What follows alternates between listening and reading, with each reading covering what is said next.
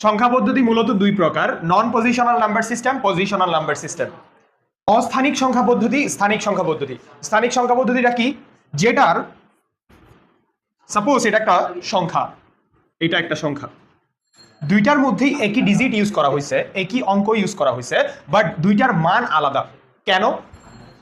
Because of position. আমি বোঝাতে যাচ্ছি এর প্রত্যেকটা পজিশনের ফিক্সড হিডেন একটা ভ্যালু আছে, মান আছে। হিডেন ভ্যালুটা কি? 1, 10, 100। যদিও একই ডিজিট বাট মান ভিন্ন। এটা হচ্ছে 9, এটা হচ্ছে 90। What is non positional number system? Non positional number সিস্টেমটা হচ্ছে সাপোজ এটা, এই একটা যদি এখানে চলে আসে, অর্থাৎ পজিশনের যদি চেঞ্জ হয়, তাহলে তার মান কি 4 হয়ে যাবে 3 থেকে? না। কিন্তু এখানের ক্ষেত্রে ব্যাপারটা দেখেন, এই 9টা যদি বাম থেকে ডানে চলে আসে, তখন 9 এর বদলে এটা